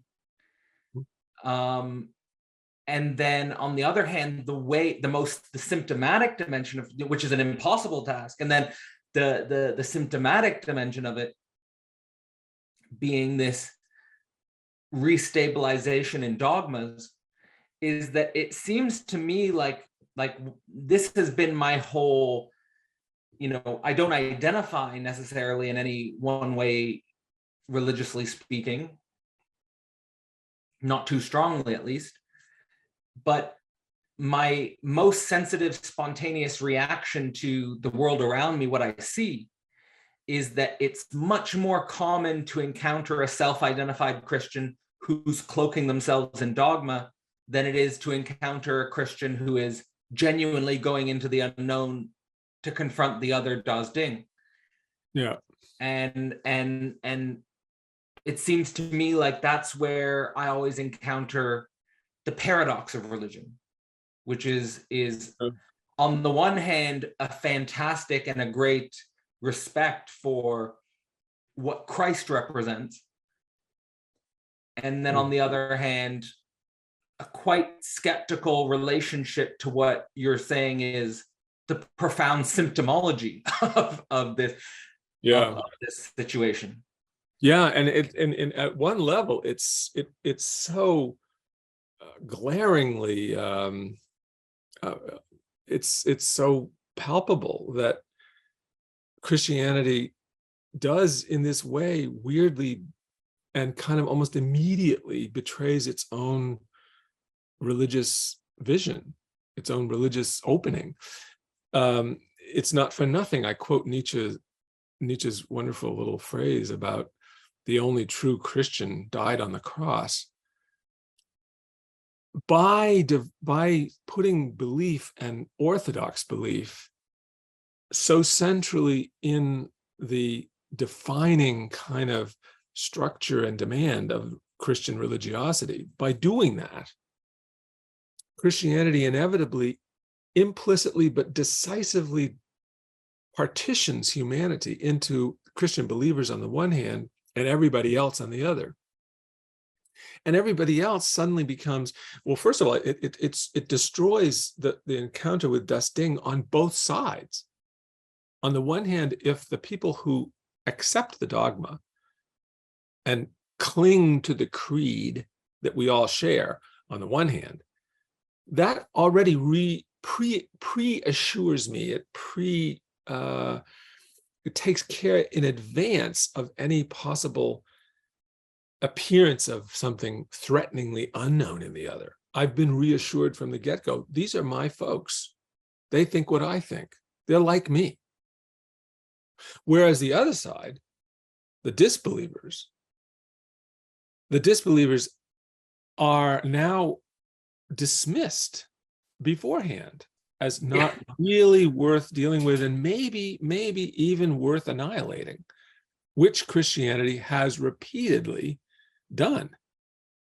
So you get this catastrophic kind of contradiction, this amazing contradiction where Christianity almost immediately drops its own ball, you might say, so much so that if you do the simple, in a way, with famous imagining, what would Jesus say were he to come back and see what's been made in his name? It's hard not to conclude he would be absolutely horrified by what has been done in his name. Absolutely. And I think that, it's certainly the way I've understood it. And again, in a structural way, this seems to not just be a feature of an enormous contradiction. Here Hegel's dialectic might be interesting to think, but it's an incredible feature of so many different social movements. Mm-hmm. Where, like I've said, for example, the difference between Marx and Stalinists, mm-hmm. or the difference between, I would even say, like, maybe this would be an interesting example to get your feedback on, the difference between like Foucault and Foucauldians, like within the power structure of the universities. Yeah. Where like exactly what the founder or the originator thought is the opposite of it is embodied in the followers or the people who believe in that name. Right. Yeah. Of course, you only need to look around at our contemporary political divisiveness of the American public to see this in spades, where you have masses of evangelical Christians in the United States embracing Donald Trump, completely willing to forgive all of his obvious shortcomings because they so profoundly distrust and detest the liberal alternative. So they've pre-divided in precisely the way we were just sketching. They pre-divided the insiders from the outsiders to religious commitment of a Christian commitment, as they imagine it, of course. So you get this bizarre contradiction of militant conservative Christians in favor of Trump and in favor of policies, particularly about immigrants, about people of color, about people with various kinds of sexual challenges, identity issues and crises, all this stuff that Jesus, we could relatively easily imagine embracing and calling all of his followers to equally embrace, becomes the food, the kind of motivating kind of moment for the contemporary Christians in the United States, of a certain stripe anyway, to become incredibly militant and actually driven less by love than by hate of the enemy. I think that's it. I think it's again, it's this weird paradox where you set up the false distinction between Christian believers versus everybody else. Yeah. Or even Christian believers who are hating other Christians who believe something slightly different. That could be even more virulent. I think maybe Gerard's mimetic desire comes in here or something like that, where there's the scapegoating and that type of thing. But I just wanted to quote quickly, because it's like remarkably similar. Like I don't know. I was just gonna say, like, maybe to preface it, like, would Christ call himself a Christian? And like in that line, like in that way, and like, you know, it's like, it's almost like by too strongly identifying as opposed to just acting out the thing. You know, like if you meet someone who's acting out the thing, like I've met a few people who seem to act that way and not talk about that, and it's like, it's refreshing. I have encountered that, and that's genuinely refreshing, but very few people, I think, can embody such an ideal, to be fair. So, and then in that respect, you know, I've often, you know, when I was teaching Nietzsche, when I was teaching Thus Spoke Zarathustra, you know, and I've had some conversations, we're going to put out an anthology about it, is like, in some ways, Nietzsche is a Christ-like figure, you know, is like maybe not exactly like Christ, but he's not identifying as a Christian. Obviously, he's against Christianity, but at the same time, he does say many things that are not negative about Christ, you know, and in some sense, he's trying to bring out something similar to the Christ-like figure, which I like. But I wanted to quote the very last sentence of Peter Rollin's Orthodox Heretic book. It's I think it captures this. I get your opinion on it, because you brought up I think you brought up something similar to this just now. It says, the question is the difference between the heresy of orthodoxy, in which we dogmatically claim to have the truth, and orthodox heresy, in which we humbly admit that we're in the dark, and we still endeavor to live in the way of Christ the best we can. So on the one hand, you have the heresy of orthodoxy, where we dogmatically have the truth against the non-believers, versus the orthodox heresy, which is, we're in the unknown, we're in the dark. And we're trying to live as best as we can in that the ideal of Christ. I really appreciate I don't know if I can say I know Peter really well, but I certainly know him well enough to know that I really respect what he is trying to open up with his lovely joke about pyrotheology, a name, a term inspired by a fellow who said to Peter, the only church he ever saw or found illuminating was on fire. I really respect Peter's daring to pose these questions about the future of Christianity and the future of spiritual life in general. What would it look like to really embody and to really live the Christly invitation to loving even thine enemy? What would that look like? Can you even call such a realization?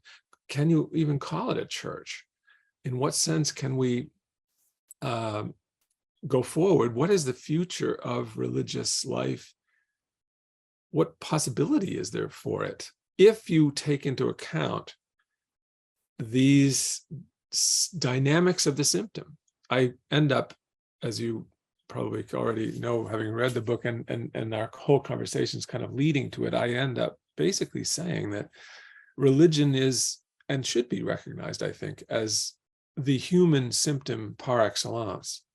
Why? Because if Lacan is correct, that what really distinguishes us as a being is how we experience and how we react to the unknown in the other, which is important because it is in and through the confrontation with the unknown in the other that we come to the unknown, we come to the question, as Heidegger would say, of ourselves. We are a question to ourself.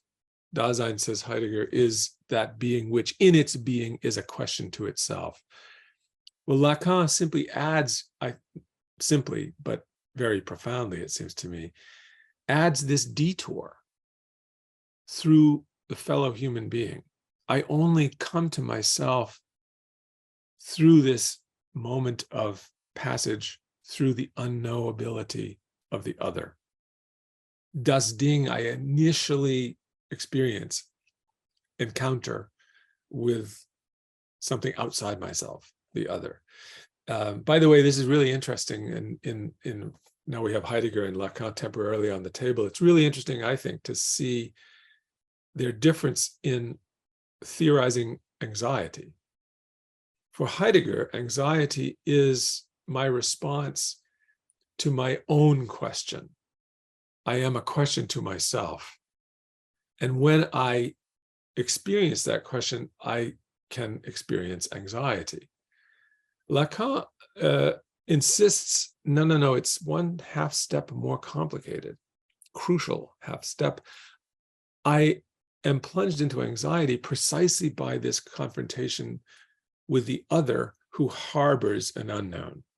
So anxiety, the trajectory, you might say, of the genesis of this unique human emotion is in and through my relation to the other. Same, by the way, the same thing with Sartre, who has his own problems with the other. But it's not the Lacanian other. It's the other who will either objectify me, remaining a true active subject themselves, or will be a kind of slave to me, a kind of replay of master-slave dialectic of Hegel. No, Lacan wants to say our freedom is the bound up ineluctably with this location, this zone of the unknown in the other, that everything in my own subjectivity has to ultimately pass through that gauntlet of encounter with the unknown in the other. Yeah, no, that's another really, and I really appreciate the distinction there. I think that's helpful on anxiety between Heidegger and Lacan. And it reminds me of towards the end of Alenka Zupancic, What is Sex book. She has a chapter on the death drive, which is quite, I think, quite important. And she's talking about the other and wandering excess, the problem of wandering excess. And it just seems like the way you're framing the confrontation with the other and the unknown and like that our freedom is bound up in this zone with the unknown other, is like that there's just this excess which is not reducible to any image. There's this excess which is not reducible or collapsible back into a signifying one, but rather the signifying one has to somehow dialectically navigate this excess, which is even expanding or not only just not collapsible or reducible, but also expanding and becoming more strange. There was I know that's something else that you highlight in Lacan's work as this pointing towards and going into the strange. Yes. Yeah. And the anthology for with Philosophy Portal, we released a first anthology inspired by working through Phenomenology of Spirit by Hegel, and the title of the anthology was titled Enter the Alien, which could just as well be about enter the strange, or embrace the strange, or something like that, but it's getting at that same idea. Yeah, exactly. And this also is a I don't know if I'll live long enough to write about this, but the nature of sexuality. So very much the question Alenka Zupancic poses in what is sex? What is this?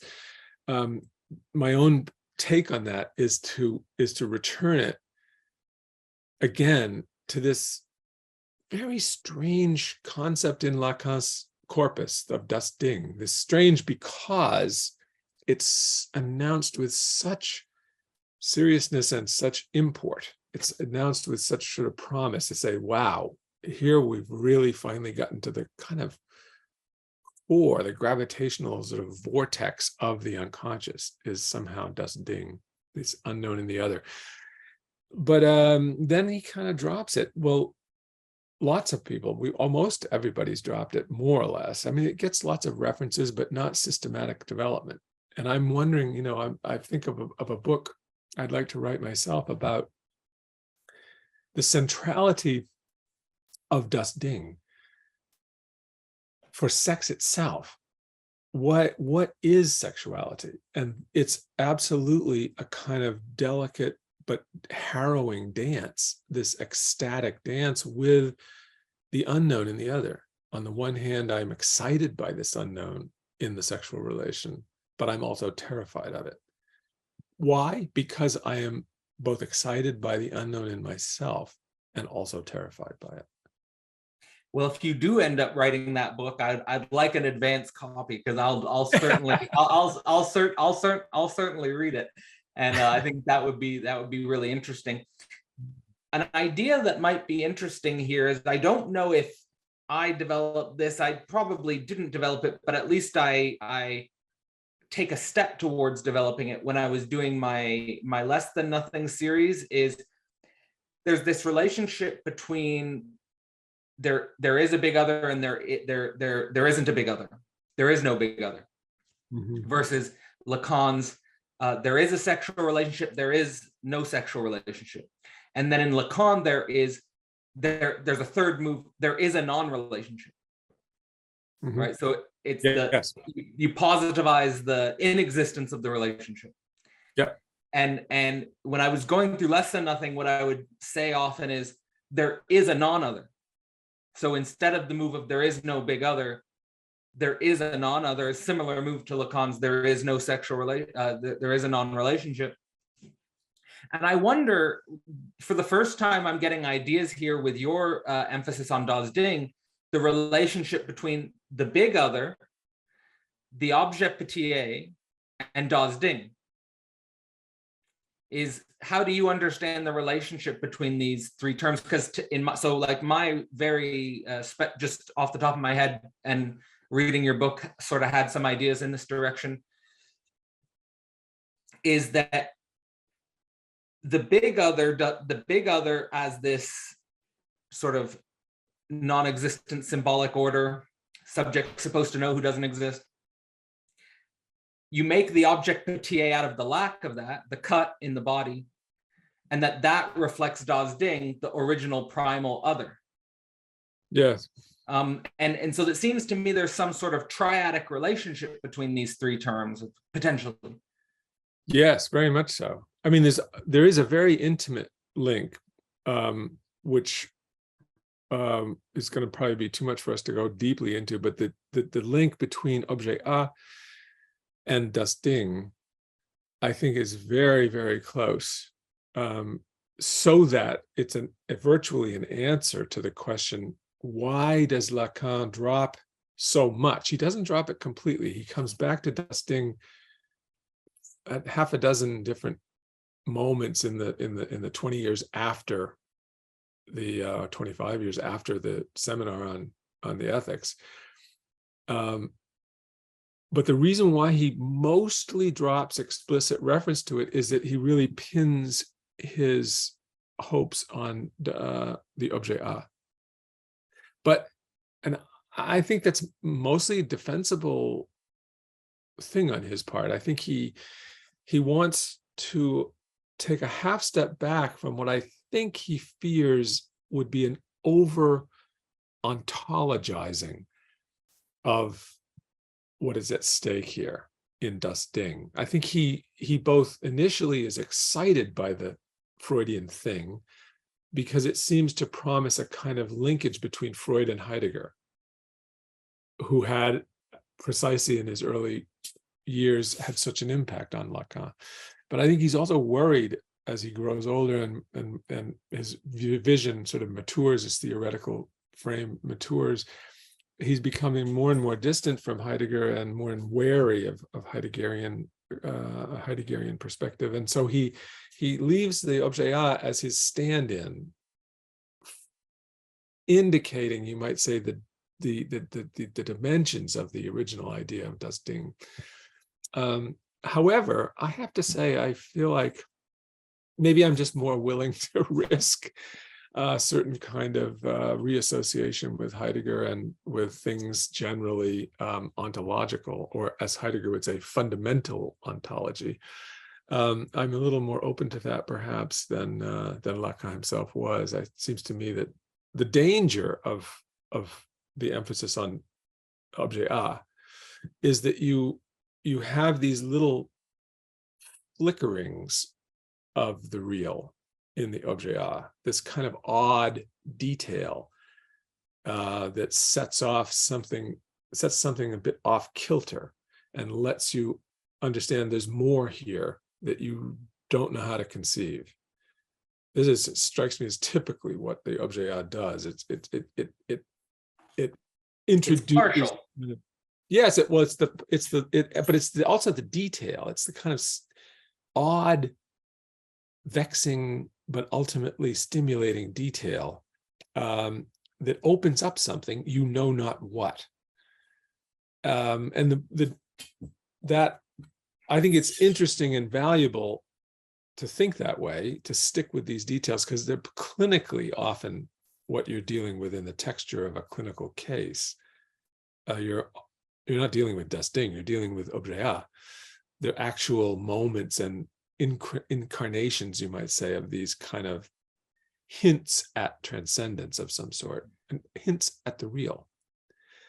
However, I also think that thinking about Das Ding more directly and holding on to this admittedly more dangerous concept, dangerous because it can be so easily misinterpreted, strikes me as a worthy thing because it contextualizes these flashes of the objet A with a kind of an understanding, or a kind of a, not understanding, but precisely just an acknowledgement of the abyssal character of the human subject and its relationship to the other.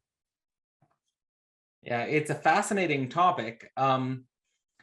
Maybe I have two more questions closing up, which can just point in that direction of where you're pointing here, and maybe even it's a material for a future book if you write about Das Ding and sexuality. I've often heard people link objet A to an imaginary real. Is Das Ding a real? I would say that if I were situating objet A, my favorite situation of it is where you have in the late Lacan the three intersecting Borromean. of the Borromean knot, where interestingly he puts the objet A at the center of the overlap. So this sort of odd little figure at the center of the three overlapping rings, that's where he puts objet A, which strikes me as very interesting because objet A can be imaginary. It can also be symbolic, and it can also, and perhaps always, is some kind of suggestion of the real. So objet A is precisely is what it is because it, I think, has this instability among the three registers, participating in some way in all of them. If you then ask what is the object, what is das Ding, there it's, I think, it's much easier to say das Ding really is the dimension of the real. Mm-hmm. And in all of its raw, impossible, Unthinkable. Unthinkable, unprocessable. It's pure unthinkability. So it remains, a function. We can laugh about it. It's involved in the imaginary and the symbolic, because the imaginary and symbolic are, you might say, crudely, very, very crudely, are ways of sort of trying to tame our relationship, domesticate our relationship to das Ding, to the real. But it's basically a stand-in for the real, it seems to me, in Lacan's work, where the objet A is, as I say, kind of really almost equally participates in all three registers, just as a concept. Well, I'm gonna ask you a somewhat strategic, somewhat purposeful, weird question, which is inspired by your book, so it's not completely left field. But throughout your book, when it comes to das Ding, you do use language that sounds a lot like the language of physics, like gravitation and circulation around das Ding. Mm. And you invoke that language of the black hole. Yeah. In connection to this topic of, let's say, the relationship between objet petit a and das Ding.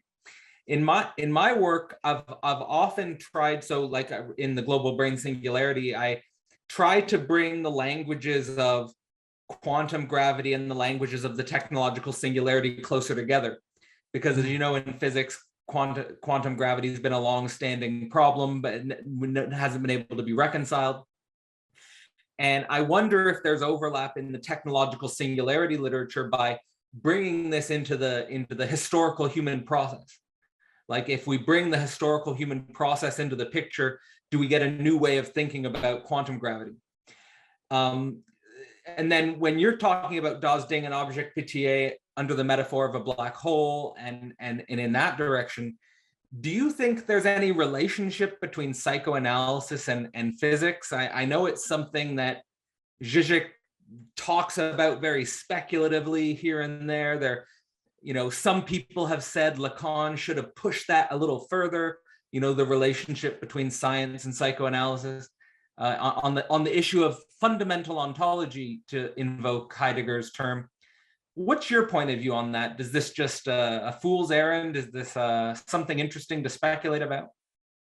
I don't think I would definitely not call it a fool's errand, but I would, because I think that there is genuinely an opening here of contemporary physics to something like recognizing that in the very structure of physical reality, there is something like the Lacanian real. Mm-hmm. There is a kind of, in quantum physics and so on, we're starting to realize that the reality of physical being is much stranger than anybody ever anticipated in classical thought. Mm-hmm. That the paradoxes and unthinkability of existence is a very live topic among contemporary physicists.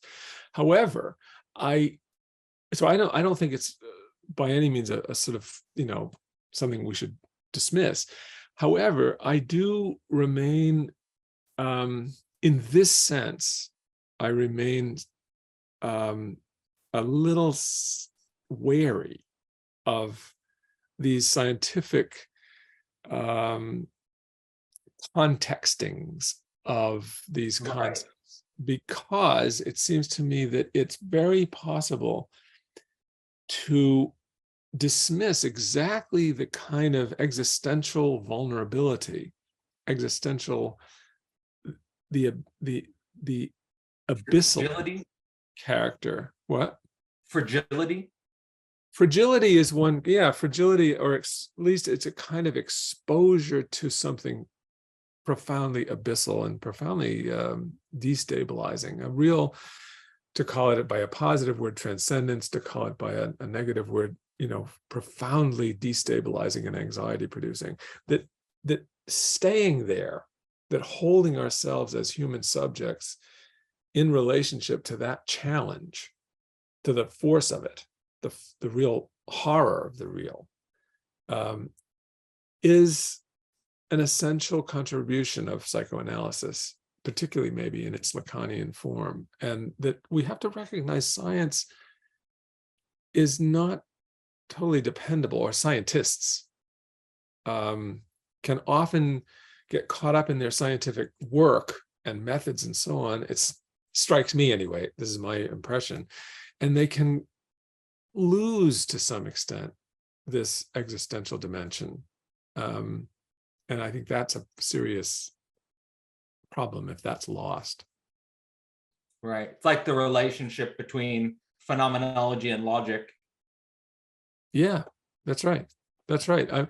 In this sense, I'm not at all reluctant, as many thinkers from Foucault to Badiou, I mean, that criticized the phenomenological and existential traditions. I'm with those critiques, but I'm often with those critiques precisely because I see them as deepening the essential truths of phenomenology and existentialism in the mid 20th century, rather than totally rejecting it.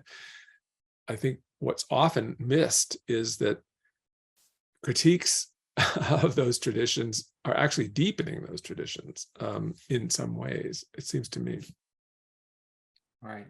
Well, I think it's a good way to wind down. I mean, I think we got to a lot of what I wanted to talk about in your book, and not only that, we were able to set some of the psychoanalytic background material of the book in the context of the three religions you were focusing on, the Greek, the Judaic, and the Christian. And I think, I mean, at least for me, this was a really interesting conversation, and it's going to inspire my work for the next year and more to come. So thank you so much for coming on. Is there anything you'd like to say in closing? Is there anything you'd like to tell the listeners either about this book or about potentially a future work or something to look out for?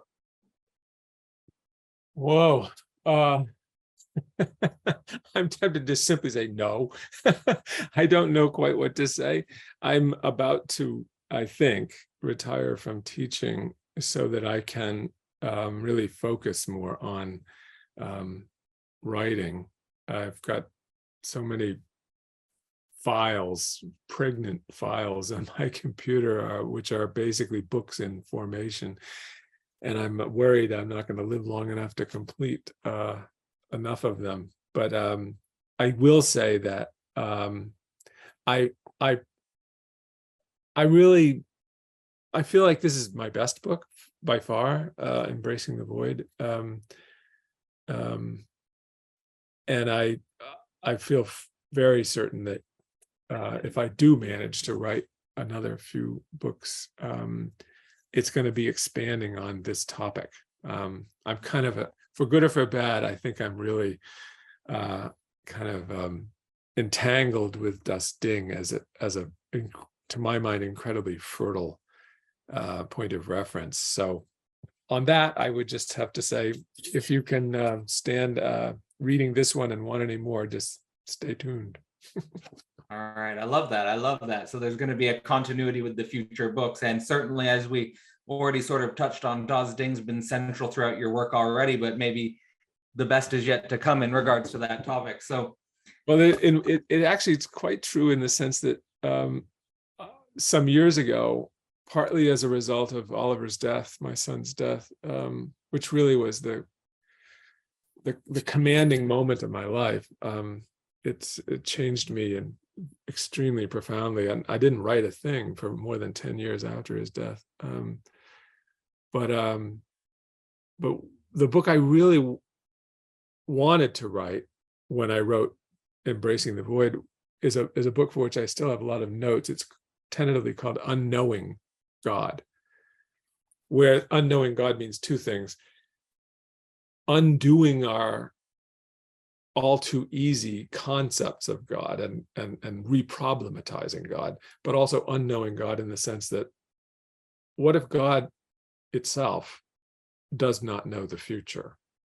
That we're not in some sort of giant cosmic clock created by God and wound up by God, so it simply ticks itself out to eternity. What if the actual situation is, even the God creator does not know where any of this is ultimately going?